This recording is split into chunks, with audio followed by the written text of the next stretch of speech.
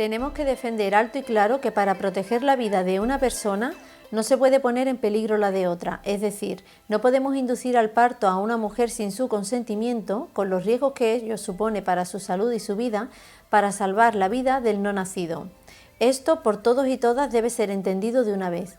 El no nacido, según nuestro ordenamiento jurídico, no tiene los derechos que algunas decisiones judiciales le otorgan en relación a su parto. Se trata de derechos en otras materias y no desde luego derechos que se puedan anteponer a la vida de quien lo está gestando, con el único fin de seguir manteniendo sumisas a las mujeres y no hacer tambalear el poder adquirido de cierto sector de la comunidad sanitaria. Intervenir o inducir un parto discrecional e innecesariamente es poner en riesgo la vida de la mujer por salvar otra vida que aún no ha adquirido la personalidad que muchos y muchos quieren otorgarle. Por mucho que humana o éticamente nos resulte complicado entender, la realidad es que en muchos países es impensable aplicar la normativa de protección de menores aún no nacido pasando por encima de la salud y de la vida de la mujer. La dinámica del poder y el abuso de la doctrina de la necesidad médica, en contraposición con la vulnerabilidad de la mujer que está pariendo, produce un desequilibrio que lleva a la violación constante de derechos humanos que queda impune en la mayoría de las ocasiones.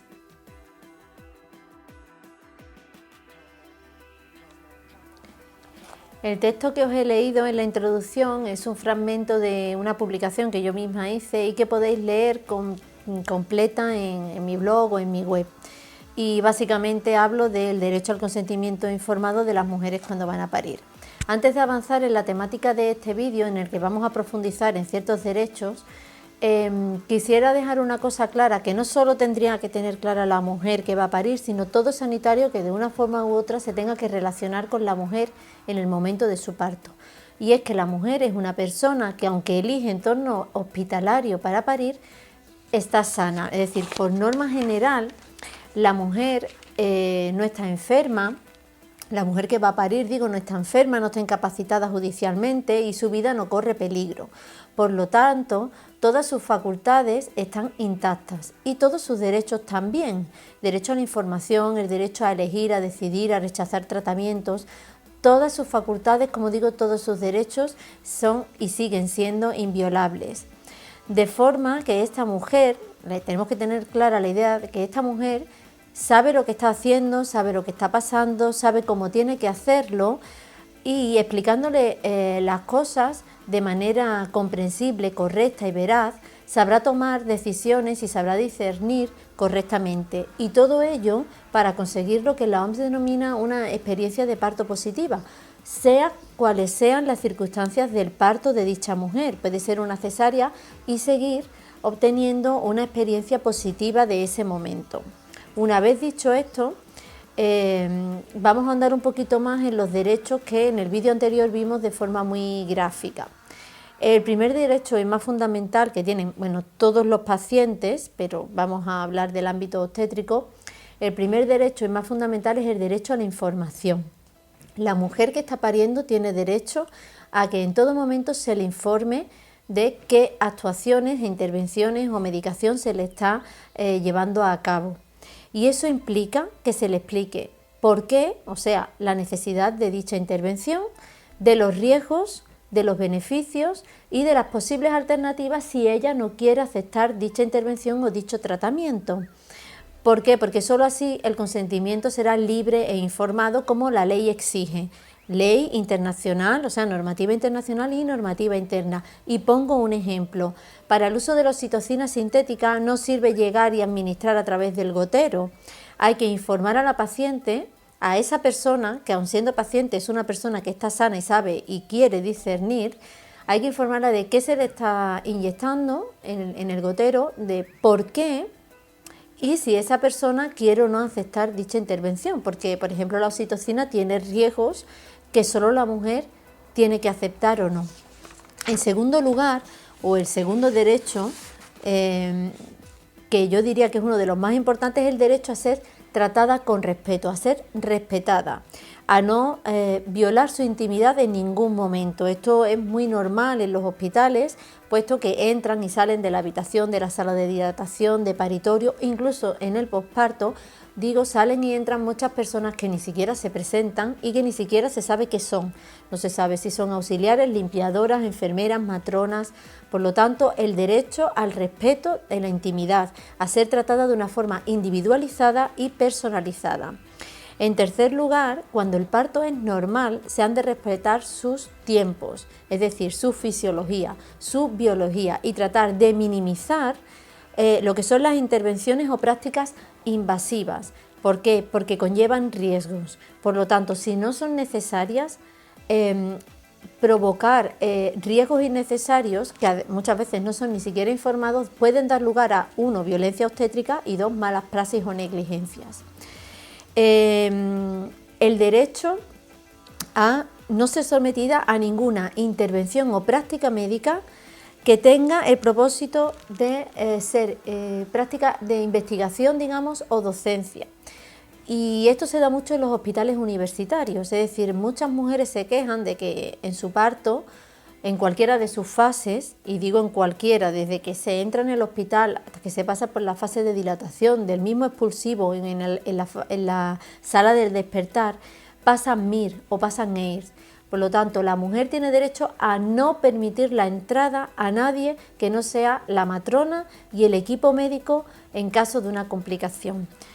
Y a prohibir, así de claro, la entrada de estudiantes. Tiene derecho a estar acompañada en todo momento desde que ingresa en el hospital hasta que se le da el alta. Esto es muy importante porque sé y me consta que hay hospitales que ante la mínima complicación ya echan al acompañante, es decir, la mujer tiene fiebre o hace falta usar una ventosa y a esa otra persona que la mujer ha elegido no se le permite estar. Bien, pues la mujer tiene derecho a ello. Esto es muy importante, por ejemplo, dejarlo claro en el plan de parto, porque así si no se respeta, digamos que ya tenemos una prueba documental de que nosotros mostramos nuestros deseos y no se cumplieron, deseos siempre bajo la evidencia científica y bajo normativa internacional y nacional. Tenemos derecho a tener siempre al bebé a nuestro lado desde que nace y esto es un derecho, luego haremos un vídeo solo y en exclusiva a la atención al recién nacido, pero esto es un derecho no solo de la madre, es un derecho también del bebé. Es decir, hay que propiciar la lactancia materna desde el inicio, el piel con piel, el vínculo. Y si no hay ninguna razón médica, por ejemplo, que el niño o el bebé requiera de cuidados especiales, por ejemplo, en neonatología, si no hay ninguna indicación médica de ese tipo, el bebé no tiene por qué separarse bajo ningún concepto de la madre, igual que no se le deben administrar ni tomas, ni medicaciones, ni vacunaciones, ni vitaminas, ni ninguna otra cosa si la madre no da su consentimiento. El artículo 1 de la Declaración Universal de Derechos Humanos habla del derecho a la dignidad personal. Es uno de los derechos más importantes que todo ser humano tiene y que es aplicable, por supuesto, al entorno hospitalario en el momento del parto. El derecho a la vida, a la libertad, a la seguridad y a la integridad, que hace que estén prohibidas todas las intervenciones que sean de riesgo, que no sean necesarias y que no estén consentidas. Y por último lugar, yo siempre hablo del derecho a no ser sometido a torturas y tratos humillantes y denigrantes. Y pongo ejemplos: la falta de empatía ante el dolor, la falta de insensibilidad frente a un estado de vulnerabilidad tan especial que tiene la mujer, las episiotomías innecesarias y muchas veces realizadas incluso sin epidural, se tienen como tortura a nivel internacional, dentro del marco legal internacional.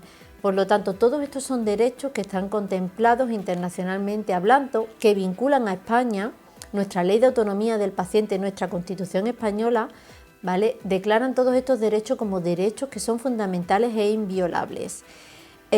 Y todos estos derechos pasan por encima de cualquier protocolo médico.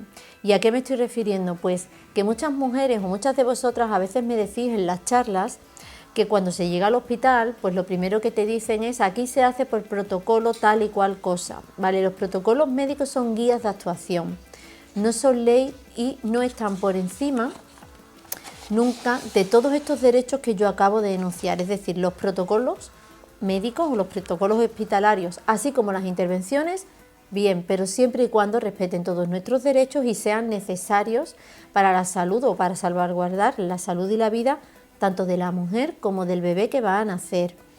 La mujer tiene derecho a conocer los protocolos. Esto es algo que también me preguntáis con bastante frecuencia. La mujer tiene derecho a conocer el protocolo de atención al parto del hospital que haya elegido para parir, previo al ingreso. ¿Por qué? Porque solo así va a saber si quiere o no parir en ese hospital y va a saber si cuando ingresa y le quieren hacer tal y cual intervención y se agarran al protocolo, saber si es cierto o no. En un momento dado, si se le lleva a cabo una intervención que ella cree que vulnera sus derechos o que vulnera su plan de parto y no se ajusta a ese protocolo formal y por escrito que le dieron, pues tendrá más posibilidades de reclamar, demandar o denunciar y poder probar el incumplimiento o la violación de sus propios derechos. Entonces, es muy importante tener clara la idea de que los protocolos son guías de actuación médica, pero que en ningún momento se nos pueden imponer si violan nuestros derechos, nuestras necesidades, nuestros deseos o la misma evidencia científica. Es muy normal que sigan existiendo protocolos que son obsoletos y van contra evidencia científica.